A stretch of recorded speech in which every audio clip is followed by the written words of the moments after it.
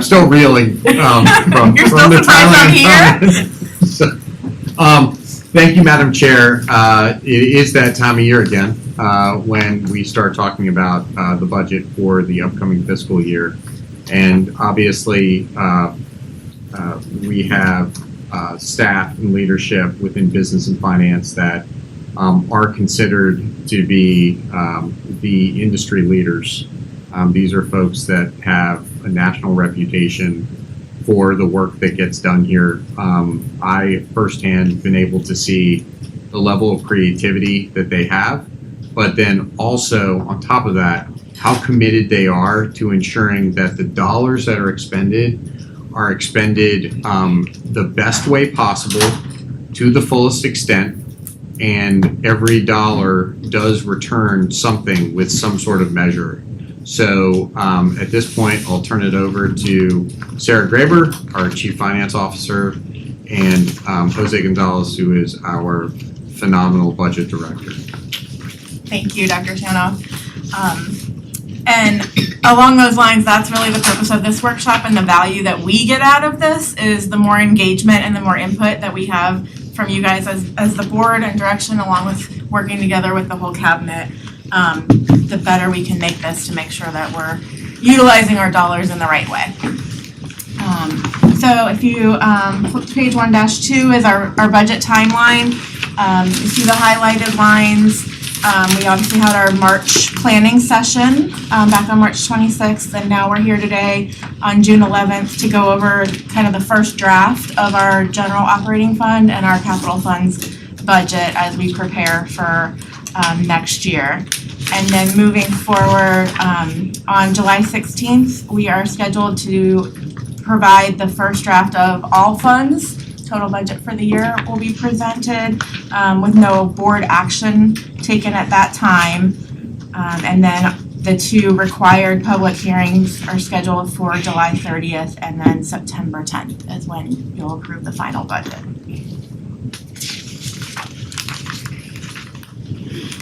The next page just shows our historical chart of all of our full-time equivalent students.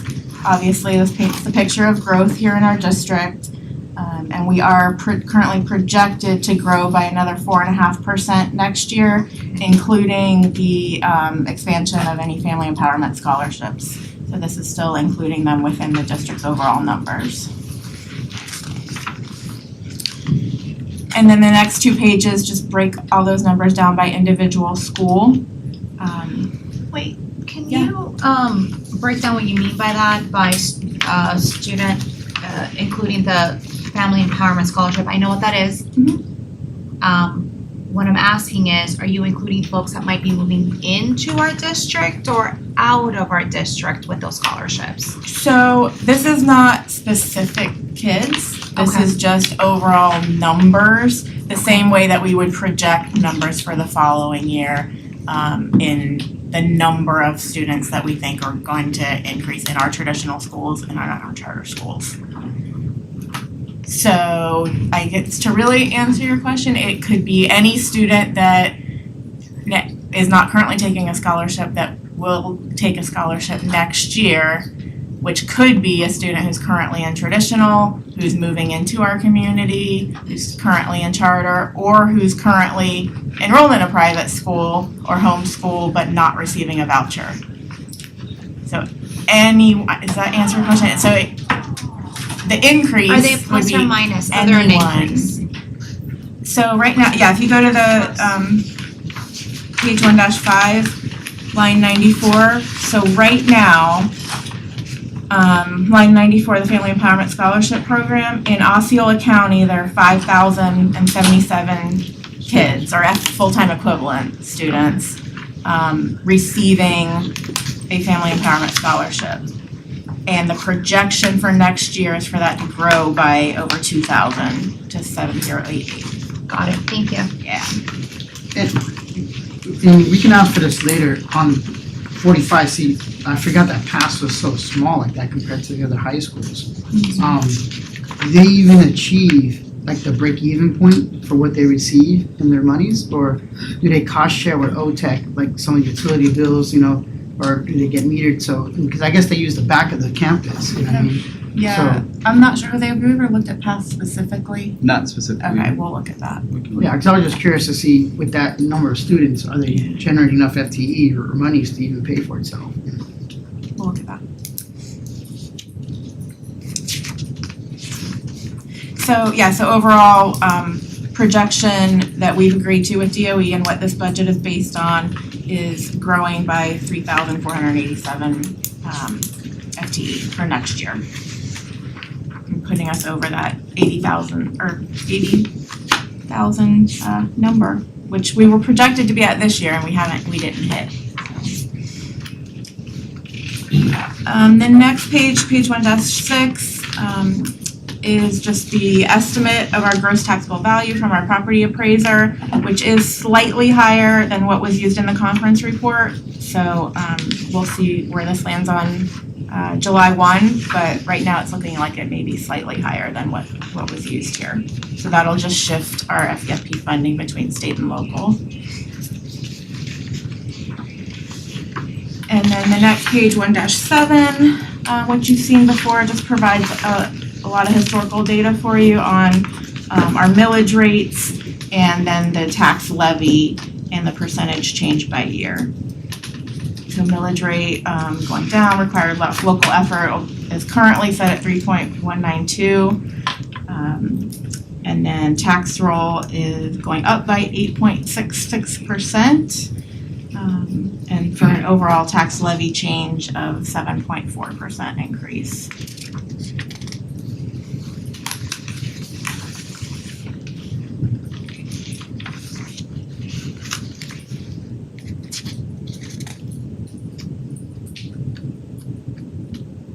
I'm just pausing for a minute because I know a few of you are looking at that. Oh, left Are to you right, going to? okay, yeah, left Okay. to column. So, I'm so used to sometimes the first column is the most recent year, here was the right one. Okay, so yeah, I know you're on page 8.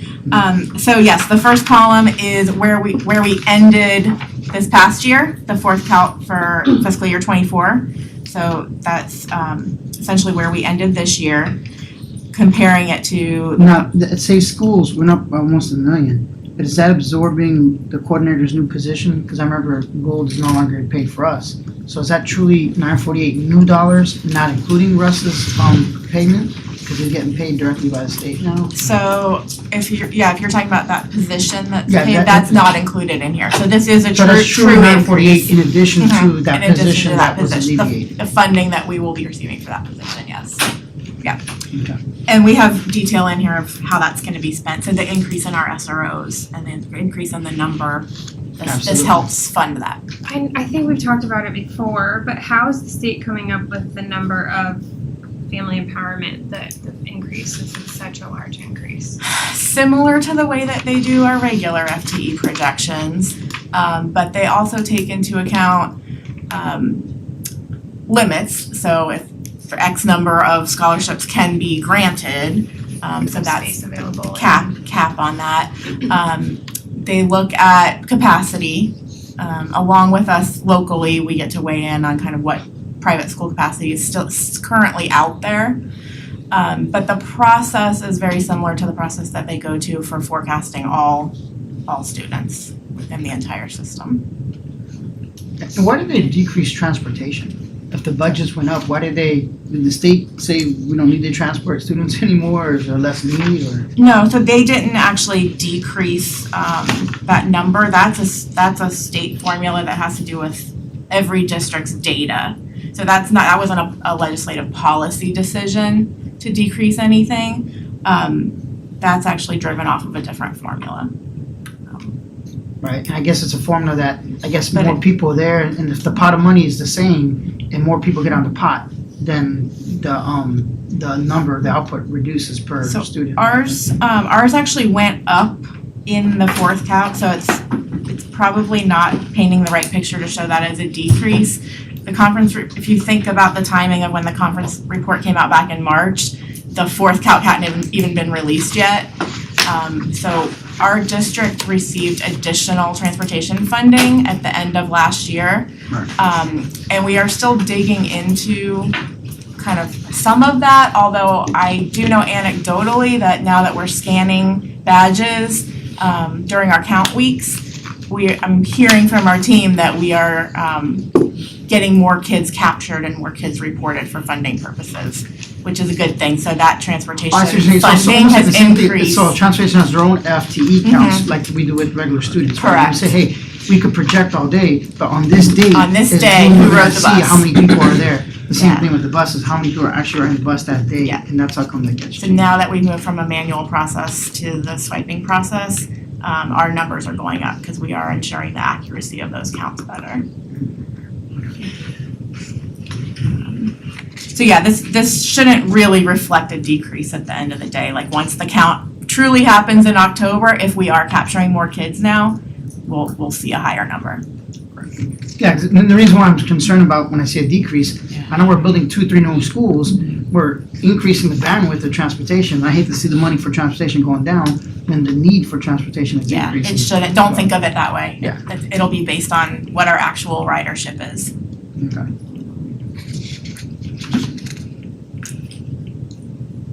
Since you were looking at that, so the only two So that. did that take into consideration when you did a budget? I hate to beat that up, but that's like, because everything else is, we've seen it before. Yeah. If we're building 3 new schools, can you tell the state that, hey, we may need to allocate a couple more buses or anything like that? So the they know ahead state of time? won't, the state doesn't fund us more for transportation because we have more schools or because we have more routes. It's funded off of ridership. So we have taken into consideration how much we think we're gonna spend on transportation, so we know that we will have additional routes, and additional riders. So we know that we need to increase how much we anticipate spending, but also keep in mind that the state funding formula barely funds about 50% of our entire transportation operation overall. So that's not, it's not based on what our costs are. But as you guys already know, safe schools and mental health were the two areas where there was intentional new money, additional money put into the funding formula this year. So those are the two areas where you see increases that were actually policy decisions versus just an increase because our student numbers are increasing.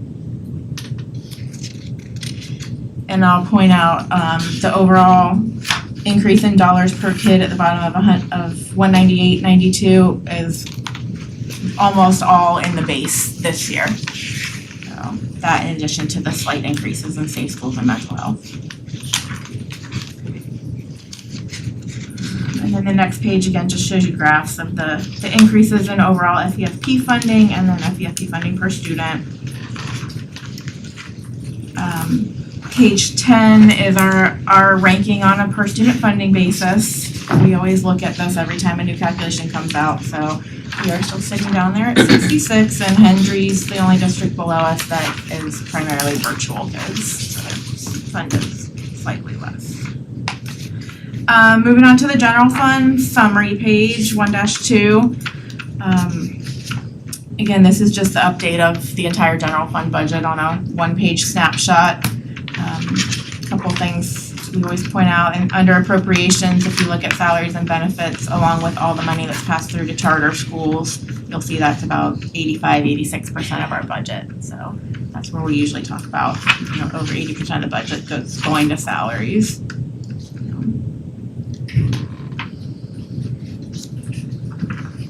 And then the next page, 1-3 is our long range.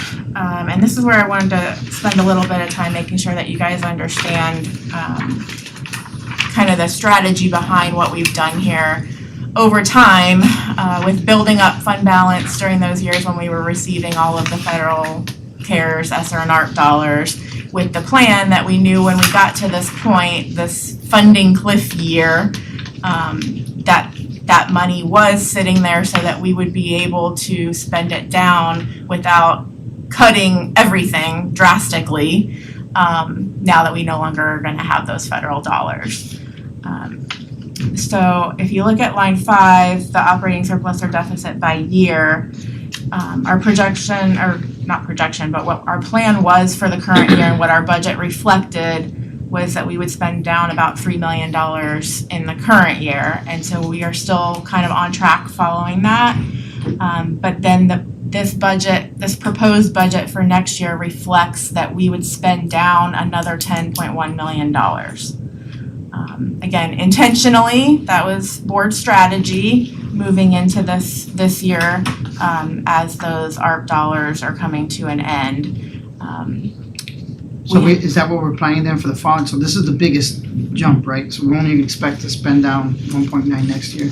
The following year, yeah, and then we would kind of get back on track. So, and you understand, I mean, the whole reason for that is so we're evaluating people and programs that we were able to kind of beef up when we had all of those extra ARP dollars, but so that it doesn't have to like all go away day one, right? So we can sort of start phasing things and getting back into alignment to live within our means on an annual basis.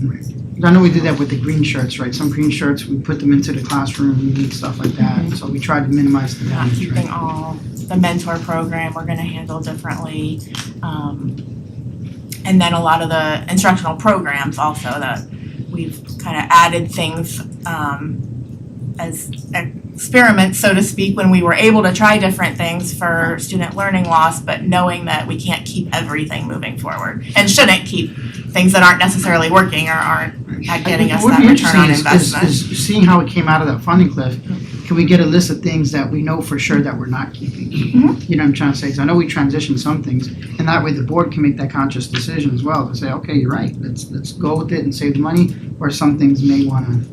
Yeah, so we can give you a list of programs that have been determined to discontinue, along with the positions. I think we shared a lot of that back in March at the workshop, but we can certainly provide that information again. And that way we know for a fact this is how we're getting there. Because one thing to say it, but then how do we save $9 million? You know, did we cut Right. our favorite, toy? And that process will continue. So, I mean, we're not done. That's gonna be an ongoing process of constantly looking at, I mean, positions are pretty well set for this year, but every time a new contract comes up, every time a new program comes up for renewal, we're scrutinizing that and looking at whether it's, deemed worthy to continue and it's the right use of our resources. We do a return on investment analysis on the programs.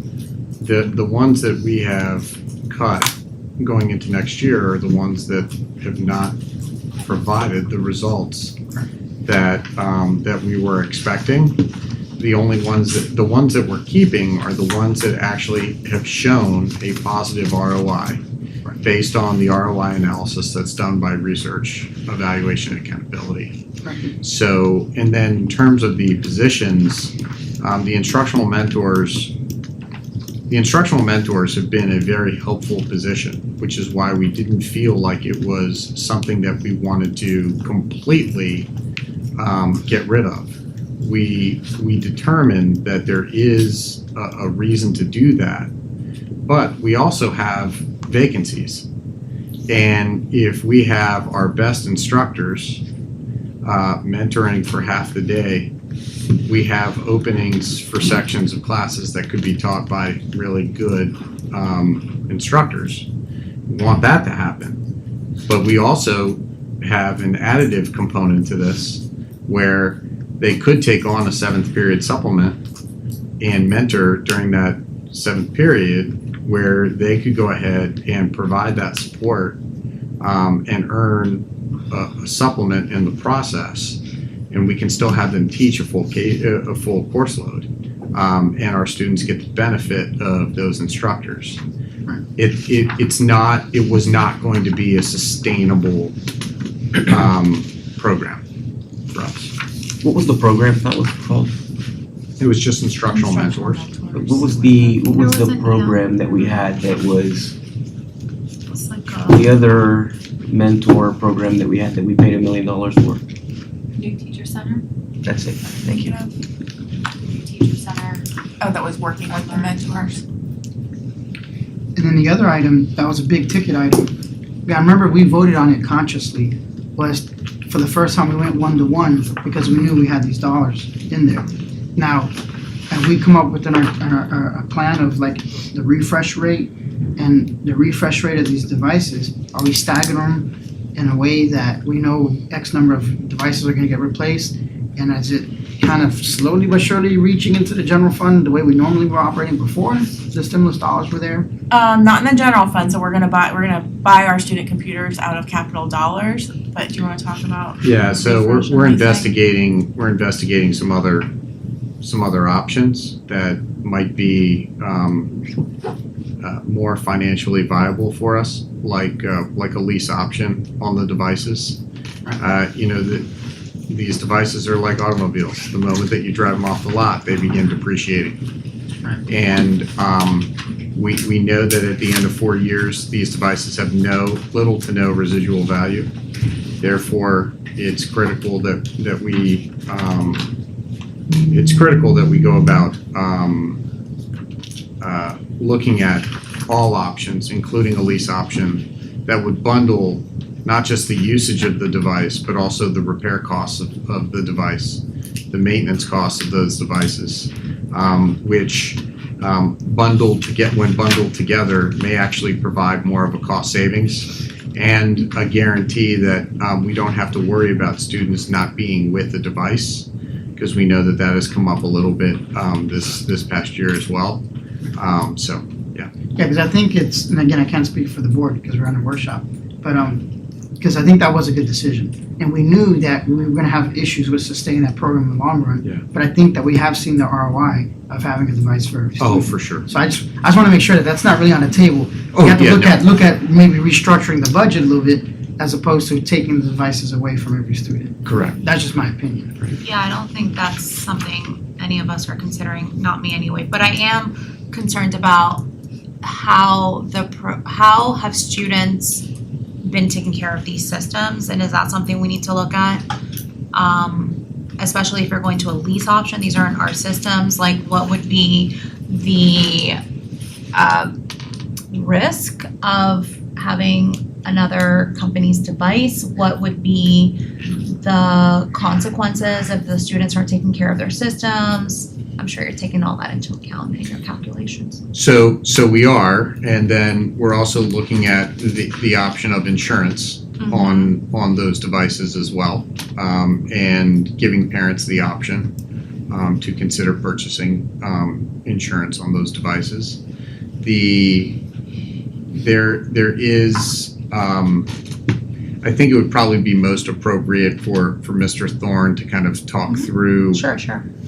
that component. I don't want to I don't want to speak out of turn, and I know that we're also kind of still in the process of reviewing the proposals that are coming from our provider. Along that And we're in lines, a budget workshop. have you thought about maybe, What's that?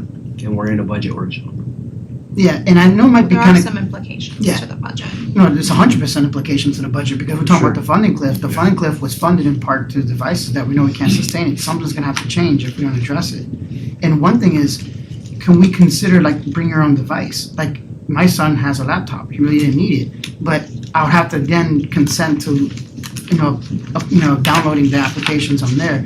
Is that something that we would consider? Because I guarantee you, if we poll the district, maybe 20-30% of the parents or the households have at least a laptop in there that's capable. Again, I think that it's probably best for me to defer to Mr. Thorne to probably address what BYOD would look like.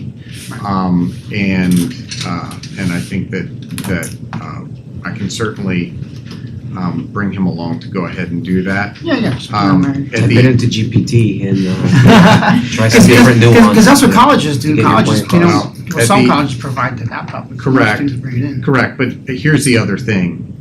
There are some drawbacks to BYOD. Number one, there are system requirements that are needed in order to operate our systems. If a parent goes out and buys a computer that doesn't meet those specifications, even if we advertise those specifications, there's nothing we can do. If a student is struggling to utilize their BYOD device, our folks will not touch it. I will not allow our folks to touch a device that's coming from home. A student is rendered stuck at that moment. So there is no way that I would ever allow one of our employees to touch anybody's device that's brought from home. Gotcha. Then you got privacy concerns too. Even if they're not, if they break it, we're liable to fix it. but then they say, oh, you took my pictures or lost my photos, or, yeah, you're right. All right. Moving on, page 1-4 is your detailed line item list. And what we've done here, Mr. Melendez and board, I know you guys have asked in the past for comparisons to prior expenditures. So what you have here, that first column that says prior year expended is really the fiscal year 2023. So not this year that just ended, but the previous year that was completely closed out and all final expenditures. And then the second column is the year that we just finished, which is not closed out yet, and we don't have all the year-end June 30 numbers in there. So we included the budget. Thank you. Gotcha. I appreciate that. So yeah, and we always look at this, but I know you've asked a lot, so wanted to kind of paint the No, I just picture gotta get my so reading that you can glasses, see it. So yeah. So obviously you can look through the whole list. I'll just point out a few things. If you look at the totals at the bottom, it's an increase overall in line items of about 2 million, a little over 2 million. And the biggest thing that I really wanted to bring your attention to is that that's basically the increase in what we're seeing in substitute costs. So due to the vacancy rates and the way that we're staffing our classrooms now, we've seen a substantial increase in the cost of substitutes, and this is really where it's reflected. And it's right up there at the top on page 1-4. You'll see we also split it between long-term subs and short-term subs. So historically, all of the long-term sub costs were charged centralized to the line item, and the schools were responsible for funding their day-to-day substitute costs. Last year, we pulled all that in so that the schools aren't having to manage the excessive substitute costs. So all of that's now reflected in this line item list. So you will see up there right at the top under business and fiscal, there's now a line item for long-term subs versus a line item for short-term subs, so you can really see what we're spending there. And a lot of that has to do with the fact that we're essentially using Kelly Services as a staffing agency as well, and having those substitutes in there on a more regular basis than just your day-to-day. So from on line 31, that decrease is essentially COVID money, Let me right? see which one you're talking about. Where we allocated those funds to that.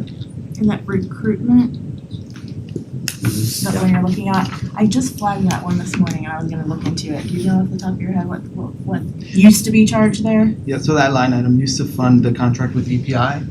It was in that line item, so our international That was teachers, international. that's how we were funding those. So when that contract ended, that's where you see the drop in the budget there Right. between those 2 years.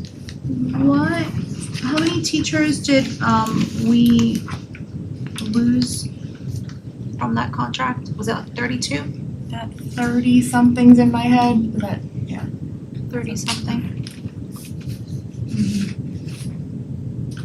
On a side note, because I like the way this is, and I'll have more time to digest it later, because I know we have the board meeting later. Is there a way to look at the fundings that comes from, like, I don't know how to explain it, but like non-categorical items?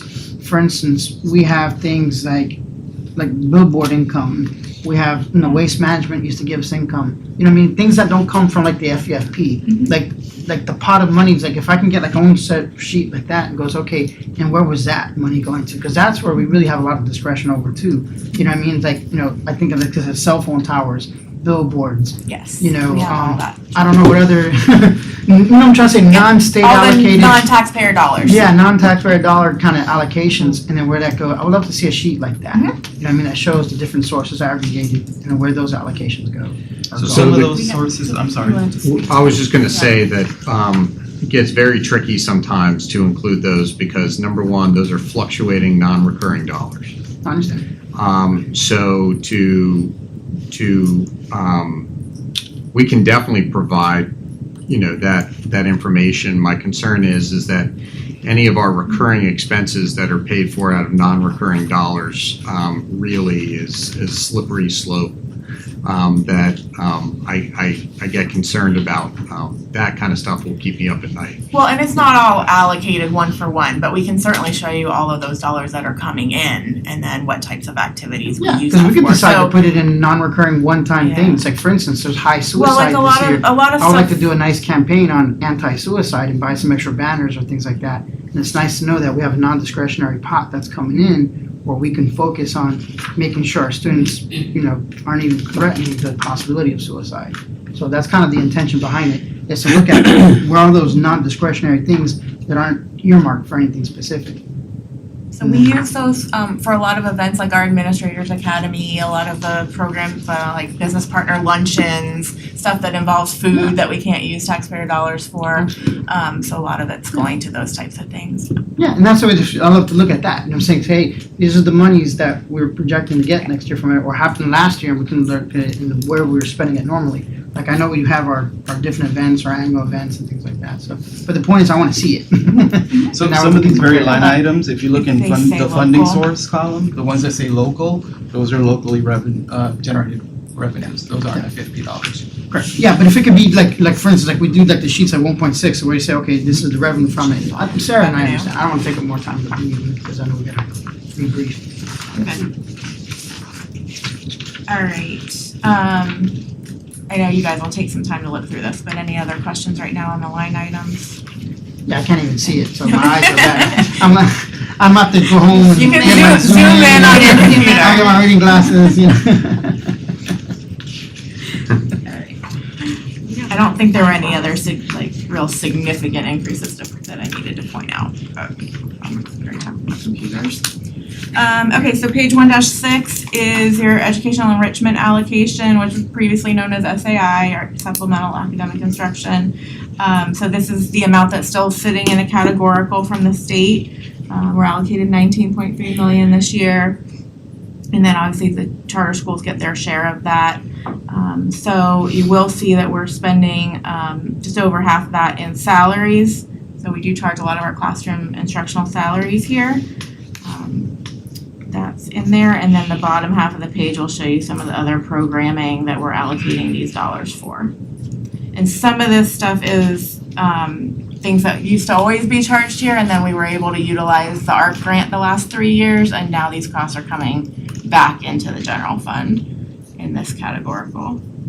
I will point out, as we move into the following budget year, there's probably about $4 million or so in programs that we're still able to utilize ARP dollars for this coming year that we will have to, again, reassess, and whatever needs to be recurring, we will need to figure out how to make room for that in the budget as we move forward the following year. How much do you need, $4 million?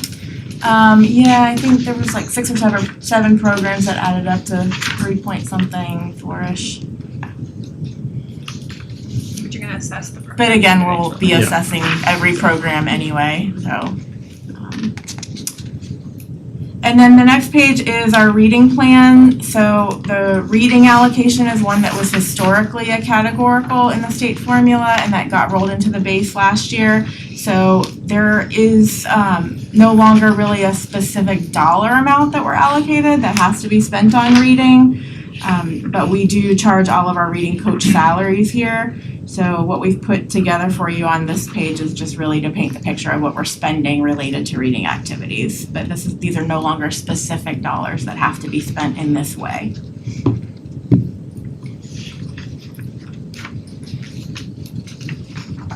And then the next page is the mental health allocation. You can see what we're spending there between salaries, versus contracted out, and other programs. And this one is still a specific categorical, and we have to file this mental health plan with DOE. So, one thing that might be worth talking a little bit about is just the carryover. I mean, you'll see there's almost $1 million there. So, it's a statewide issue apparently that we can't get these dollars all spent in the current year because we're having trouble with the contracting out and getting people to fill some of these positions. I was gonna say, But we do want to make sure that we're figuring out a solution so that these dollars are being spent in the way that they're intended to be. Correct. One way that I'm thinking off the top of my head, because I don't know, I'm just kind of asking for Yeah. clarity. Because I understand that I always get confused between the allocation of psychologists versus mental health therapists.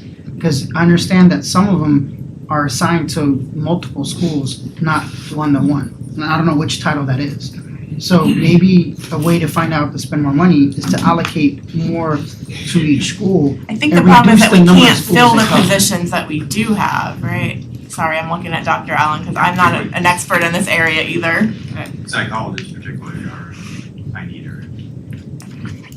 So it's not necessarily that we wanna add more people, like, we can't fill the positions that already are allocated. So is that why there's carryover? Because now, are we kind of figuring that out? Because mental health is really important. I mean, like, maybe we need to just maybe increase that salary. Maybe instead of paying $17 an hour, maybe we offer $19 an hour and use part of that as a marginal differential to recruit them. Because I do believe that mental health is, again, we saw suicide in Gaggle as an enormous number, you know, and that's one way to help that, is to make sure there's more allocated personnel at each school.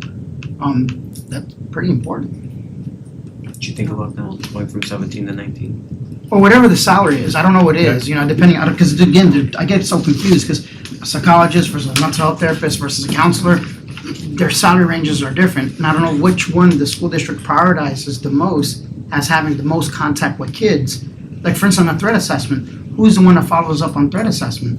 If something happens, do we have a touch point with that kid? Because maybe they really mean to hurt themselves, but maybe they need some kind of attention. So who is that person that carries that title in the school that can actually reach the students and make sure that they're okay? And If anything, maybe that money can be used to help outsource the problem, or create some kind of referral relationship, so that parents that already identify their children as needing help in that area can go and seek it through a contractor if we don't have the capacity. So we do, Well, and that's why you'll see all that money sitting there and move to contracted services. right, we do. So when we have a mental health referral, we do go ahead and we utilize that. Our school psychologists, I think we need to be careful how we kind of utilize the term school psychologists. Yes, they're psychologists, and yes, we may use them as part of our crisis team, but our psychologists do quite a bit relative to educational evaluations. It's our primary role and responsibility is psychoeducational evaluations, completing those, interpreting those that have been done by others, and we have quite a few ESE students that either require reevaluation or initial evaluation. Ends up taking a significant amount of their time, and that's how we end up utilizing our school psychologists. They are not there as mental health supports. That is not their primary responsibility. yeah, and I guess we can talk about this offline then as another workshop, is where are those lines of demarcation in job descriptions? Because I have an idea of what I would like to see. Like, for instance, like, I have no clue what the title is. Forget the title. Just imagine the function. You know, really mental health is becoming an issue. Like you said, you know, Gaggle sends an alert, our school threat assessment team looks at it and finds that it's unfounded. That's not how Gaggle works. That's not how threat assessment works. We had the I don't want to get into it because we talked about this in closed session. As it relates to threat Let me assessment. bring up another scenario then that's not so security related. A student has 3 detentions in 2 weeks. You know, that is becoming an issue.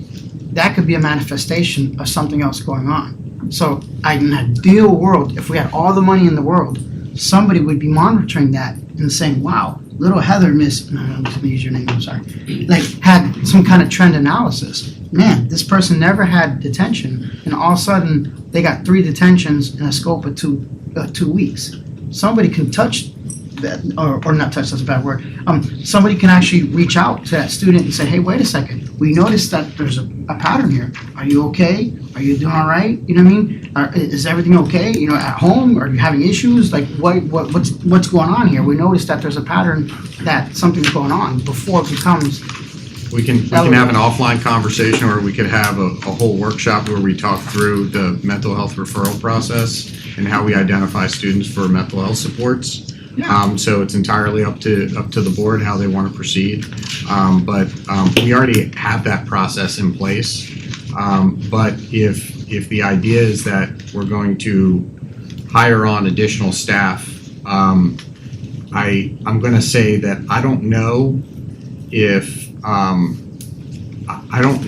if additional staff solves the mental health concerns that we have with our students.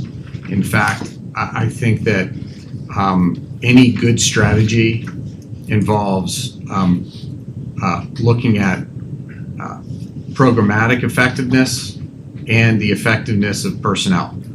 And I think we've learned through ARP and ESSER across the country. I'm not speaking specifically in Osceola.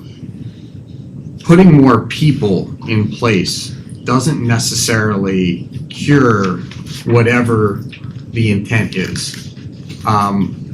A well thought out strategy with the right resource structure will trump additional people every day. This carryover here could be used on resources, is what you're saying, so we just need to be strategic, it's not necessarily salary. I just wanna make sure that whatever our mental health plan, or our mental health allocation is planned for, that if we're not spending it on a year after year basis, we change our plan somehow. Correct. Especially, I mean, if that's where they threw extra money Right. this year, we wanna make sure that we Make are sure it's utilizing being I would just like to used understand the it right better. way. You know what I'm saying? Yeah. And No I'm just problem. discussing it because backlog does indicate that sometimes too. Now, if there's no backlog and they're like, oh, I'm sitting there with extra free time, then yeah, there's no need for bandwidth. But if they're like, man, I can't see a kid for every 3 weeks, let's say we have a standard and they're just backlogged, sometimes staff does that. I mean, can you try to increase the efficiency of it to reduce it? Yes, but efficiency can only reduce it to a certain point. Our school psychologists don't have office hours to see students like that. That's not how they're structured. So in terms of students actually seeing school counselors and being able to visit school counselors, yes, I mean, and that's actually one of the reasons why we decided to front load all the scheduling. So then students could go in and see their counselors much earlier in the year than they normally do, because all of our classes will be balanced and all of our scheduling will be done ahead of time. So then they can actually see students. And students don't have to go a month before they get a chance to see their school counselor relative to an issue that they may need to discuss. Right. So Well, we can discuss that a little bit later. Sounds But good. just give you the concept and. it works. Like I said, I'm still confused because when I think of counselor, is a counselor even allowed to do mental health service? When I think of counselor, I think of like an academic counselor saying, hey, these are the courses you take. And I don't think that they're even certified to deal with somebody who's having issues, traumatic experiences at home or something like that. So, okay, I So, mean, but that's they're what I'm not, saying, but we'll discuss that later, but that's the issue that I'm having. I don't even know what the defined parameters are of each titled person, like a social worker. A social worker, I guess, doesn't talk to them, but deals with the resources, like if they're having financial difficulties. Again, I can keep coming up with 10,000 positions that we have and being strategic about the use of those resources. And, I don't know. we'll go ahead and we'll get the entire workflow for you and, Yeah. and set up some time with our student services team, so then you can see how it goes from soup to nuts. And if it's the pleasure of the board, we can do an entire work session on the mental health workflow that we've got in place. So, okay.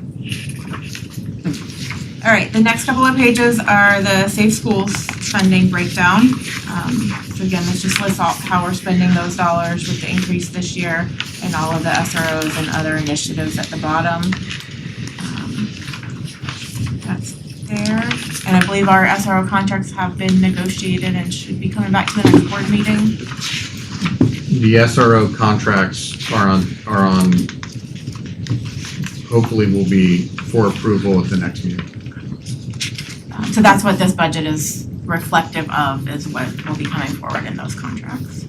Now, when the county gives their appropriation, do they give it straight to the sheriff's office directly, or does that come to us? Because the county sets aside, last time I heard it was around $5 million a year to appropriate for the program here. Is that going to the sheriff? Because we're not paying the full price, so I guess they're paying, I guess they're subsidizing their end. I'm not sure how the money's flowing on their side.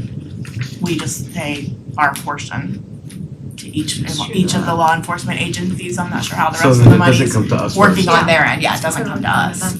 Correct. So, I mean, I don't know how much you use that from a negotiating tactic, because technically we should more or less be paying half, but that $5 million allocation is only coming from the sheriff, for the county, so they're only gonna pay for the sheriffs, not gonna pay for KPD or St. Cloud PD. That's correct. Yeah, the county portion's only for the sheriff. Correct. So, and I think we mentioned this before offline, but just to share it with the rest of the board, that maybe we wanna kind of have that discussion with KPD and St. Cloud PD, not St. Cloud PD, the city councils themselves, to see if they wanna be able to contribute something to help offset some of those costs. They are. They have to approve their portion, because these officers are assigned to our schools. So, this has to be placed in their budget when For their employees. they're their employees, they're not ours. So they have to allocate when they do their budgets, and these officers are assigned 180 days plus to the schools. They're not assigned to patrol. So that's where they do their piece. Right. It's baked into their budget overall, but if it's baked into the budget, then are they baking in the budget as paying full price, or baked into the budget of paying for half? Because if they're baked into the budget of paying full price, and then we're paying them, they're getting double paid for that position. No, that's not So how you it know what I'm trying to works. say, so that's what I'm saying, so it's a subsidy, it's not a full, you know what I'm saying? So if I was KPD and I went to you, you're the city manager, I say, I want my budget. What share are we paying versus them? That's just what he's trying to So we're paying our proportional share. which is 180 days times 8 hours, okay? So they have a full FTE, whatever that is for their officers, that are a certain number of hours.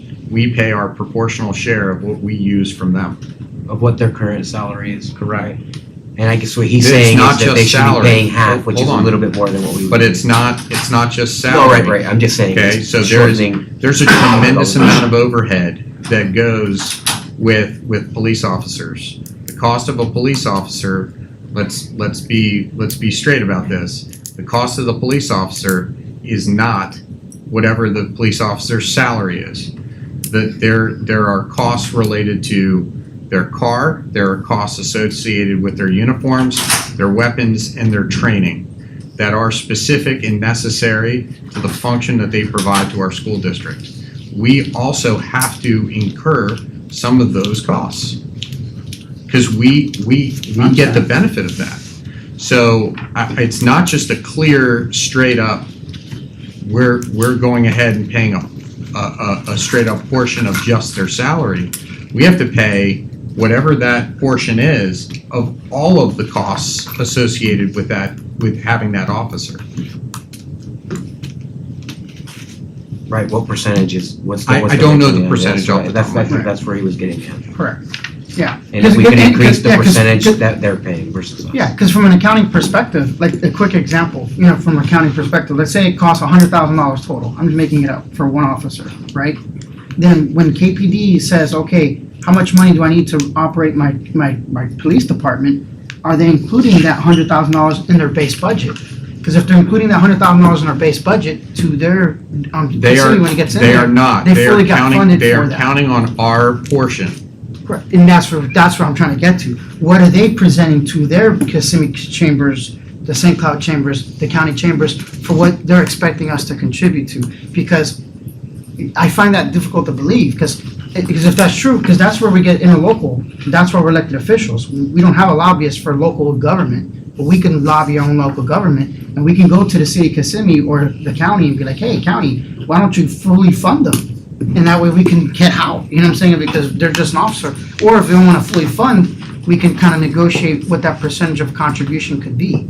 So Okay. instead of us always increasing the amount of money that we pay for the subsidy, we can ask each respective agency that loves to protect our children to say, hey, can you try to increase that allocation? Okay, thank you. All right, if you guys flip real quick to page 2-3, I just want to touch on capital, a few quick things on capital. 2-3 is the capacity page.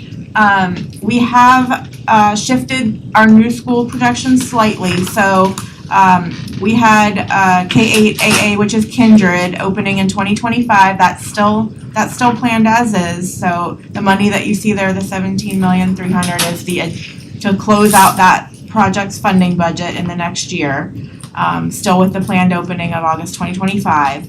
And then DD was also planned for August 2025 opening. That one we are now pushing out a year.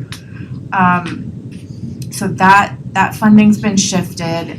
And then what you have not seen in the previous versions is we've now slotted in funding for the following K8 EE, which will be somewhere on the east side. So basically another K8 opening in August of 2028, and then another K8 opening in August of 2030. So those schools are now funded in this version of the 5-year plan.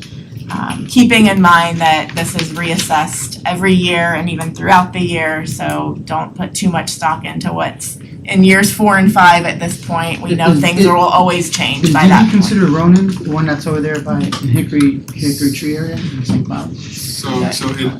Currently, as a project, we did allot DD to that project over in Roan Bridge, but if you notice, we changed it to say somewhere on the east side, because depending on if we're able to get a piece of property that can come in the timeline that we require it, because we're still having challenges with the developer.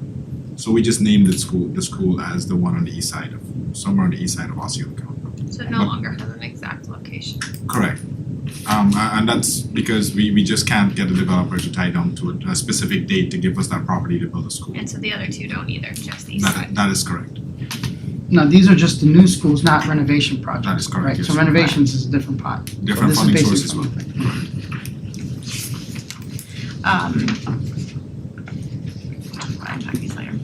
And then on the next page, what I really wanted to highlight on the non-new student station projects is our main categories that we're trying to fund with our sales tax program and our capital millage. Our cyclical capital, our deferred maintenance, comprehensive renovations, safety and security, transportation, and technology infrastructure. So aside from the comprehensive renovations, we've assessed all of the needs and requests for the next 5-year budget with our individual teams and departments, and we've essentially funded in this plan the full requests for technology, safety and security, and transportation. We've also fully funded the deferred maintenance portion that we think we can reasonably accomplish within the following year. So all of that is baked in here with the funding that we have available. On the comprehensive renovation program, our next 2 schools that we've had in the plan are Reedy Creek and Oxa. We have those timelines and those budgets already established, but I just wanted to remind you that those are based on the fact that we will need to issue another round of half-penny sales tax bonds within the coming year, probably in the spring sometime. But we'll continue to look closer at the timing of when that's going to be necessary. But that is all reflected in here. Can we look at the possibility, since it's still kind of early, of OXA's budget kind of getting increased to have a new center versus renovating one that's already there? You mean in terms of the scope of what we do at that site? So I did have a discussion with every board member regarding what we found at the auditorium. We did ask Schenkel Schultz, who's the architect, to review whether the cost to replace the auditorium would be less than what the renovation cost would be. They're looking into it structurally. What we are finding at the moment is that it is one large building, including that meeting space that we typically use, as well as the other rooms that they have, and the current auditorium is structurally holding up the rest of that building. So it's not just the auditorium. I did ask them to put that in writing, so the architects are looking at that. whether that option to explore that, Mr. Melendez, as well as estimates for both options. And then we also confirmed the Gastaldi if it was applicable. They are looking at Because that. we bought the building, we didn't build it, you know, That ourselves. that would be the thing, so that is exactly what they're looking at, whether the cost of renovating the building, the cost to knock the building down would have to be more than the cost to renovate the building. That's usually what the Castaldi formula is. It shows that it's really not a good idea to renovate this building because the cost would be so astronomical, it's actually better to build a new one. So they are going through that process for us right now. Okay. All right. That's pretty much all I wanted to share with you. The rest of the pages in the book are all the detail for those individual categories for safety and security, IT, deferred maintenance, et cetera. So you can look through the detail and see what projects are currently funded, both in carryover for this year and what's slotted for next year at this point. But unless there's any other questions, you guys can certainly continue to look at it and give us any feedback before the next iteration of the budget that'll come forward next month. Until the budget approval is next month. Or did you say the next iteration of our? So the next iteration will come forward to you as an information item on July 16th. And then July 30th will be the first public hearing when you'll actually take action. I was curious if you could present the budget in its entirety to the business advisory board and see what they think. Because we always show them just the capital part, we don't show them like the entire budget. You know, So when we do that to the the business school advisory board, board? yeah, I mean, Business when we do that to the school board, they're certainly welcome to come or watch that. Oh, just to Give get the their, same presentation to a business advisory board meeting if yeah, just to get kind of their input and looking at things, just a set, different set of eyes to look we at. can talk to the chairman if he wants a full presentation in that meeting, or we always tell them that they're welcome to attend or watch any of the school board presentations. Yeah, because I'm saying, we do present them, but we always just show them the outlay part of it, the capital part of it, not the whole enchilada, so to speak. Any other questions at this time? This workshop is adjourned. Thank you all.